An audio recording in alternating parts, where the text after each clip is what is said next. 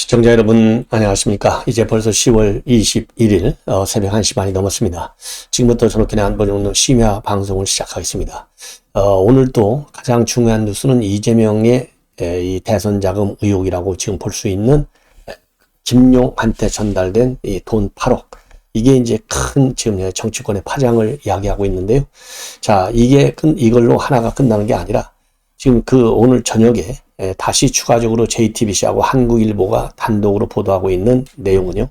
이 김용희가 이번에 8억을 받은 것과 똑같은 수법으로 지난 2014년도 지방선거를 앞두고 1억을 또 받은 적이 있다. 이것이 지금 보도가 되고 있어요. 자, 그래서 이런 거를 보면은 틀림없이 김용희 그야말로 이재명의 최측근 중에 측근이잖아요. 그래서 이 본인 선거에도 그 돈을 쓰고 또 이재명의 대선과 그리고 성남시장 재선에도 쓴 것이 아니냐, 이렇게 추정할 수 있는 대목이 이제 드디어 만천하에 공개가 됐어요. 그리고 이번에 말이죠, 이 김용희에 대한 공소장을 보면 여기에 대선 자금이다, 이렇게 검찰에서 명시를 했습니다.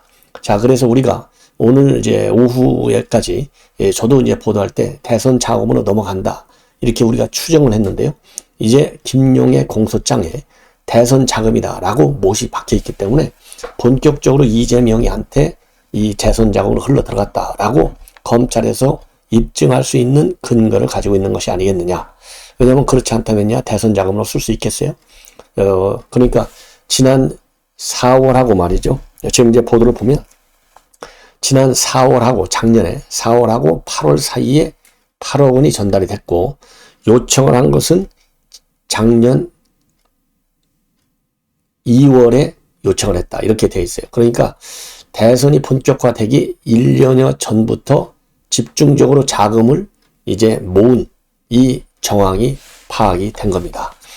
자, 그래서 이것도 유동규한테 얘기를 해서 유동규가 남욱한테 얘기해갖고 남욱이 8억을 전달해 줬잖아요. 그런데 이미 이 똑같은 이 패턴이 2014년도에 이미 성공을 했어요. 그러니까 그 당시에 검찰에 걸리지 않고 잘 성공을 했으니까 이제 간이 부어가지고 그러니까 작년이니까 2021년도, 2014년이니까 7년이 지나서 똑같은 수법으로 돈을 뜯어낸 거예요. 유동규한테, 김용희. 자, 2014년도에는 언제 그랬느냐? 2014년도에 말이죠. 지금 JTBC 보도, 그리고 이제 한국일보 보도를 종합적으로 보면은 이 공소장에 이게 다 나와 있는 거예요. 2013년도 4월에 말이죠. 유동규가 남욱한테 요구를 합니다. 뭐라고 요구하느냐? 2014년도에 이제 총선이 있고 지방선거가 있지 않습니까? 지방선거가 있어요. 2014년도에 지방선거가 있어요. 그러니까 내년도 지방선거에서 이재명 시장 재선이 굉장히 중요하다, 이렇게 남욱한테 얘기를 해요. 그러니까 남욱이가 넉 달 뒤인 7월 달에 유동규한테 뭐라고 그러냐? 알았다. 내년 4월, 늦어도 6월. 그러니까 2014년도 6월에 지방선거가 있지 않습니까? 그러니까 2014년도 6월 또는 4월, 2달 먼저, 그때 유동규 당신 본부장이 돈을 쓸 수 있도록 준비하겠다라고 말을 합니다. 자, 그래서 이 돈을 또 1억 원을 갖다가 김용한테 전달을 하는 거예요. 자, 이것이 그러니까 우일의 신도시 개발 사업에서 성공을 하니까 똑같은 수법으로 민간업자들한테 대규모 수익을 몰아주는 대장동 사건이 나왔지 않습니까? 판박이 사건. 그런 것처럼 이 김용희는 2013년도에 유동규한테 돈을 받아먹은 이 과거 사례가 있는데, 그 이후로 2021년도니까 말이죠. 한 7, 8년 동안 하나도 안 들켰잖아요. 그러니까 뭐 자신만만하게 똑같은 수법으로 유동규한테 얘기하니까 유동규가 또 남욱한테 얘기해서 남욱이가 돈을 마련해가지고 김용한테 전달해 주는 거예요. 이랬기 때문에 우일의 신도시 사건 그리고 대장동 사건 모두 유동규가 성남도시개발에서 일을 하니까 이 유동규가 이 판 짤 때부터, 그러니까 사업 짤 때부터 이 초과 수익 같은 것을 왜 환수하지 않느냐, 이게 바로 대선 자금을 마련하려고 하는 의도가 아니었느냐. 또 경기도지사 선거, 이런 거하고 전부 다 연결되는 거예요. 그래서 2014년도 지방선거, 그리고 2018년도 경기도지사 선거, 그 다음에 2021년도 이 대선 경선, 그리고 2022년도 대선, 여기에까지 전부 다 연결되는 자금일 수도 있지 않겠는가, 이렇게 추론하는 것이 가장 합리적이 아니냐. 그래서 대선 자금뿐만 아니라요. 이제 공소시효가 7년이라고 그래요. 그러니까 이 공소시효는 지났다 하더라도 지금 2013년도부터 이게 일어났지 않습니까? 그래서 2013년도 성남시장 재선 때부터 있었던 모든 이재명의 선거 자금과 관련된 이 부정한 돈이, 정치자금법 위반 돈이 입금이 전달이 됐는지 이 문제를 이제 검찰에서 집중적으로 수사를 해야 된다. 그래서요, 단순한 이번 대선 자금만이 아니다. 그래서 대선 자금, 지선 자금 할 것 없이 선거 자금의 불법 제공, 이 전반적으로 확대가 될 수밖에 없는 게 아니냐. 이렇게 판단이 되는 대목입니다. 자, 그래서 다시 한번 말씀을 드리지만은요. 지금 JTBC에서도 그런 보도가 나오고 있고, 그 다음에 오늘 밤 TV조선 보도에서도요. 이 김용희가 받은 돈은 압수수색 영장에도 대선 자금으로 적시가 되어 있다. 그러니까 공소장에도 압수수색 영장에도 모두 대선 자금으로 딱 되어 있어요. 자, 이것만 보더라도 말이죠. 뭐라 그럴까요? 지금 이제 이 20억 원을 요구했는데 정말 8억만 받았는지, 그럼 나머지 12억은 완전히 포기했는지, 이런 것들이 전반적으로 이 수사 선상에 올라와 있고, 지금 48시간이기 때문에요. 내일 20일 이제 자고 나면은 체포 영장이 만료가 돼요. 그렇기 때문에 오늘 밤이라도 아니면 내일 아침 일찍이라도 지금 이제 구속 영장을 청구한다. 이렇게 지금 검찰에서는 알려지고 있어요. 그럼에도 불구하고 이재명이는 뻔뻔스럽게 말이죠. 완전히 부인하고 있고 단돈 1원 하나 본 적이 없다. 그리고 이 칼로 망한 자는 칼로 망한다. 또 이렇게까지 지금 이제 부인을 하고 있습니다. 자, 이러다 보니까요. 지금 야당 탄압의 프레임 속으로 해서 지금 영장 집행이 안 되고 있지 않습니까? 근데 이제 이거를 지금 이제 검찰에서는요. 잠시 숨 고르기를 한 후에 영장을 재집행할 예정으로 있습니다. 자, 그러다 보니까 지금 이제 검찰 유동규가 이제 어제 밤에 딱 이 시간쯤에서 석방에 나왔는데요. 거기 관련해 가지고 몇 가지 이제 또 지금 언론에 관심이 제기되고 있어요. 그 중에 가장 큰 것 중에 하나가 관심이 김용, 유동규, 정진상, 김만배. 이 사람들은요, 이미 2014년도 이 도원결의, 즉 녹취록을 보면은 도원결의, 즉 형제를 맺었다. 이렇게 지금 돼 있거든요. 그래서 이 형제를 맺었는데 과연 김용과 그다음에 유동규 이 검은 거래 제대로 이제 앞으로 검찰에서 추가적으로 조사가 제대로 될 것이냐. 이제 이것이 하나의 또 과제로 돼 있고요. 그 다음에 또 하나의 과제는 뭐냐. 지금 유동규가 이 키맨이지 않습니까? 그런데 유동규는 여러 차례 걸쳐서 극단적 선택을 시도한 바 있어요. 그래서 작년 9월에 말이죠. 이 처음 압수수색을 갈 적에도 극단적 선택을 하려고 했다. 이러한 보도가 나온 바 있고, 그리고 지난 4월 달에서 구치소에서 수면제를 다량 복용해서 응급실로 후송된 바 있습니다. 그래서 이미 언론에 알려진 것만 하더라도 2번에 걸쳐서 이 극단 선택을 시도한 바 있어요. 예. 자, 그래서 이번에도 일단 신병을 검찰에서 이제 놓았지 않습니까? 석방됐기 때문에 자유니 불구속 상태에서 재판을 받아요. 자, 그래서 이 주변 상황을 보면 이 극단적 선택을 할 가능성이 많은 상황이 많다는 겁니다. 제가 왜 그러냐면 어쨌든 간에 도원결의를 할 정도로 의형제를 맺어왔는데 본인의 진술에 의해서 김용희가 지금 체포돼서 중형을 받을 수도 있다. 이것이 이제 본인에게 상당한 부담이 될 수 있고, 또 이 본인이 진술한 내용으로 보면 이 김용의 이 8억 원이 대선 자금으로 쓰였다고 한다면 이재명에 대한 검찰 수사도 불가피하다. 이렇게 되어 있습니다. 그래서 여기에 대해서 심적 부담이 클 수가 있다는 것이고, 그리고 본인도 이 배임 혐의라든가 뇌물, 그 다음에 부패방지법 위반, 그래서 유죄가 확정되면 20여 년 정도의 중형을 피할 수 없다는 것이죠. 그리고 이번에 김용한테 불법 대선 자금을 줬다. 이렇게 진술했기 때문에 추가 기소도 불가피하다는 겁니다. 그리고 앞으로 검찰 수사 과정에서 또 어떤 다른 혐의가 나올지도 아무도 모른다는 거죠. 이런 것들이 심리적인 이 극단 선택의 압박 요인이 될 수 있다. 이런 전망이 나오고 있고요. 그 다음에는 경제적으로도 지금 굉장히 어렵다는 겁니다. 자, 왜냐면은요, 이 김만배 이런 이 대장동 일당들로부터 700억 원을 받기로 약속은 했지만은 실제 받은 돈은 5억밖에 되지 않는다는 겁니다. 왜? 이미 제대로 이 거액을 챙기기 전에 이 들통이 나는 바람에. 그런데 지난 1년간 수사를 받으면서 또 재판을 받으면서 쓴 변호사 비용 만만치 않다는 겁니다. 그래서 경제적인 사정이 지금 여의치가 않다. 그러다 보니까 최근 들어서는 변호사 없이 검찰의 조사도 받게 된 것도 바로 이러한 측면에서 비롯됐다. 이런 보도가 나오고 있어요. 자, 그러다 보니까 지금 이제 검찰 측에서는 또 이재명 대표 측에서 회의하는 정황도 검찰에 포착이 됐다고 합니다. 예, 당연히 그러겠죠. 예, 그래서 이러한 이 포착, 이러한 이 회유 가능성도 검찰에서는 또 염두에 둬야 될 것 아니냐.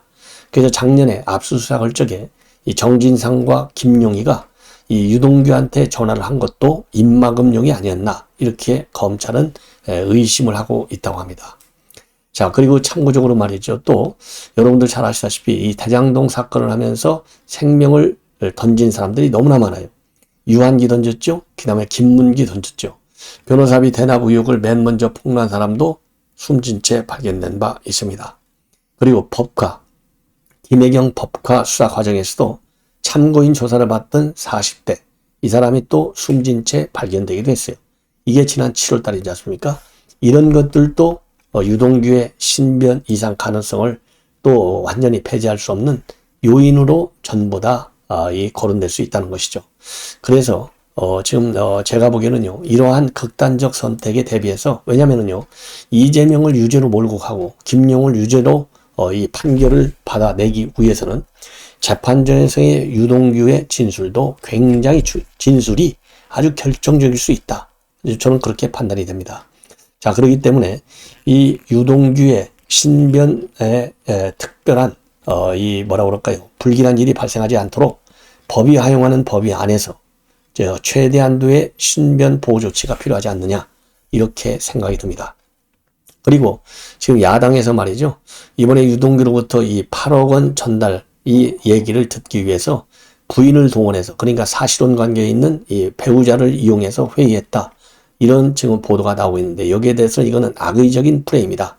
그래서 조사한 것은 맞다. 그러니까 유동규하고 같은 조사실에서 조사한 것은 맞지만은 현금이 오가는 과정에서 필요한 수사를 진행하기 위한 통상적 절차에 불과했다. 이렇게 지금 검찰에서는 밝히고 있습니다. 자, 그렇게 해서요, 일단은 지금 유동규, 그 다음에 김욱, 유동규, 그 다음에 남욱, 그 다음에 이 김만배, 이런 사람들의 정진상, 이 도원 결의를 한 형제들이 이번 검찰의 수사를 계기로 해서 얼마만큼 이 분열을 하고, 이 분열 결과 검찰이 얼마나 이 스모킹건을 많이 확보하느냐가 이번 사건이 이제 이 법원에서 유죄 판결을 받는데 굉장히 중요한 그런 단서가 되지 않나, 이렇게 생각이 들고요. 자, 그리고 이원석 이제 검찰총장이 말이죠, 오늘 국감에서 한 발언들을 보면요, 지금 이원석 총장은 이 원칙적인 대응을 할 예정으로 있다. 그래서 지금 이제 압수수색을 집행하는 과정에서 말이죠, 이제 날짜상으로 벌써 이틀이 지났어요. 압수수색 과정에서 수사관들이 단추가 뜯기고 또 달걀들이 지금 날아왔고, 그리고 이제 이 폭력도 있었다, 이렇게 지금 검찰총장이 말이죠, 이 국회 국감 현장에서 밝혔어요. 자, 그러면서 이런 공무집행 방해에 대해서는 여러모로 검토를 하겠다. 그리고 다시 한번 민주당이 적법한 압수수색 영장 집행에 협조할 것을 촉구하고 믿고 기대한다. 이 얘기는 결국 뭡니까? 일단 압수수색 영장 방해에 대해서 공무집행 방해 혐의를 적용하는 이 문제는 당연히 염두에 두겠죠. 그러나 일단 거의 민주당이 어떻게 나오는지를 보고 거기에 대해서 또다시 추가적으로 협조하지 않을 경우에는 압수수색 공무집행 방해 혐의를 적용하겠다라는 입장을 밝힌 것으로 저는 그렇게 봅니다. 자, 그리고 말이죠, 이 민주당에서는 이거를 민주 당사에 대한 압수수색이다, 그렇게 주장하고 있지만은 검찰총장도 민주 당사가 절대 아니다. 민주당과 민주연구원은 별개다. 왜냐하면 민주연구원은 별도의 법인으로 돼 있거든요. 그래서 절대로 민주당 당사에 대한 압수수색 영장이 아닌 것을 강력히 표명하고 있어요. 자, 왜냐하면 야당에서는요, 이 당사 압수수색이다, 이렇게 몰아가지고 여론을 자기들에게 유리하고 몰아가기 위해서 그런 주장을 하고 있지 않습니까? 그래서 거기에 대해서 지금 이원석 총장이 분명히 선을 긋고 있는 겁니다. 그래서 민주당에서는 정당에 대한 압수수색이라고 주장하지만 저희는 그렇게 보지 않는다. 민주연구원은 민주당과 별개의 법인으로 알고 있고 별개의 법인 내에 들어가 있는 불법한 자금을 수수한 피의자의 사무실, 책상에 국한해서 영장을 집행하는 것이다 라고 주장을 하고 있습니다. 그리고 이 야당이 정치 보복이다, 야당 탄압이다 이렇게 반발하고 있는 것과 관련해서는 절대로 탄압 또 보복은 아니다 이렇게 부인을 하고 있어요. 당연하죠. 당연한 법 집행이지 않습니까?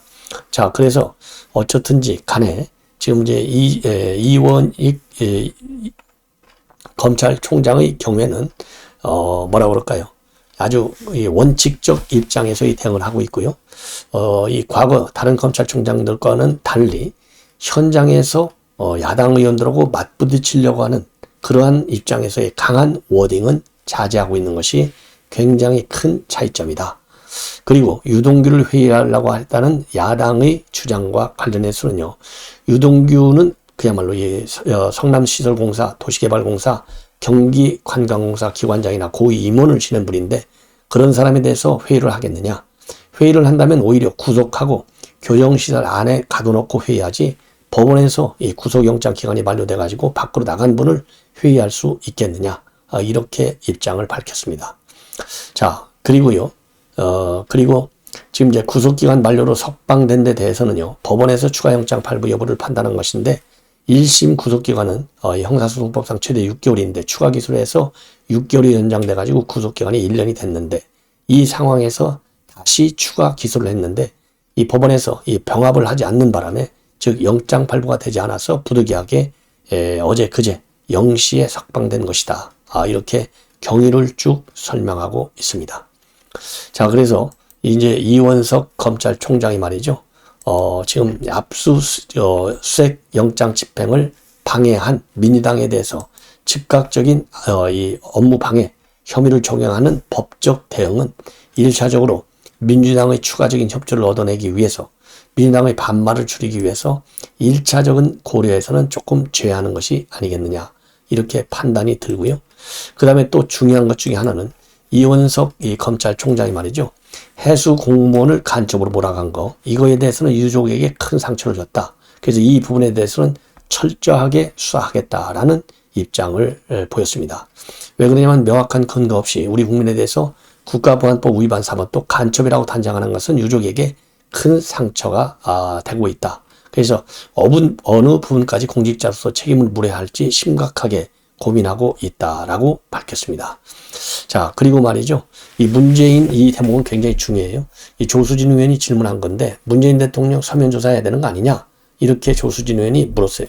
그러니까 증거와 법리에 기초해서 일체의 다른 고려 없이 수사해야 한다는 것이 원칙이다.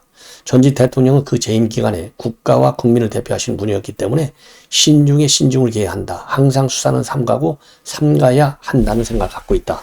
이걸 보면요. 이원석 이 검찰총장은 1차적으로 지금 문재인 대통령에 대한 수사는 안 하겠다라는 얘기로 저는 이 판단이 됩니다. 예. 그리고 대신에 말이죠. 이 해수부 공무원의 피살 이것에도 불구하고 직무를 유기한 그리고 사실관계를 왜곡한 관련 고위 인사들에 대해서는 철저한 수사를 하겠다. 그래서 엄벌이쳐겠다라는 입장. 그래서 이 문재인 대통령과 고위 관료들과를 이 차별화시키는 이러한 이 수사 전략을 갖고 있는 것이 아니겠느냐. 이렇게 생각이 들고요. 특히 이 해수공무원 이대준 씨 경우에는 실종 발견, 피격과 소각, 월북 취지 발표에 이르기까지 과연 국가기관이 헌법과 법령이 정한 시스템과 절차에 따라서 대한민국 국민을 위해서 임무를 제대로 수행했는지 수사하는 것이다. 그러니까 정치 보복이라든가 이런 게 절대 아니다. 라는 점을 다시 한번 강력하게 주장을 하고 있는 겁니다. 자, 그리고 말이죠. 추가적으로 말씀을 드리고 싶은 것은 이렇게 해서 이제 어제 야당의 강력한 반발이 있었는데요. 여기에 대해서 우리 여당에서는요. 민주당이 결백하다면 문을 열고 압수수색에 응하라. 그리고 이미 적폐와 불의를 청산하는 것이 정치보복이면 그런 정치보복은 맨날 해도 된다. 이러한 이재명의 과거 발언을 소환하면서 지금 민주당을 압박하고 있습니다. 자, 이렇게 해서요. 이제 이 숨그룹이 국면에 들어갔고요. 압수수색 영장을 재집행하는 문제는 그리고 지금 김용에 대한 수사는 상당히 우리가 생각한 것보다도 강하다. 이런 입장을 우리가 엿볼 수 있는 것 같습니다. 그리고 문재인 대통령에 대해서는요. 원점에서 정말 정치적 고려 없이 철저한 수사가 필요하다는 말씀을 드리고, 자, 그리고 김용과 이재명의 이 대선 자금의 수사 철저를 기해야 된다. 이렇게 생각이 듭니다. 그래서 원칙적으로 이거는 구속돼야 될 것이 아니겠느냐. 왜냐하면 뭐 8억이나 되는데요. 그리고 김용은 재범이나 마찬가지잖아요. 2014년도에 또 1억을 받아먹었으니까. 자, 이거는 철저하게 공소시효는 지났지만 사실관계는 분명히 우리 국민에게 속 시원하게 수사를 통해서 밝혀주기를 기대하지 않습니다. 시청자 여러분, 이것으로 본 방송은 마치겠습니다. 대단히 고맙습니다.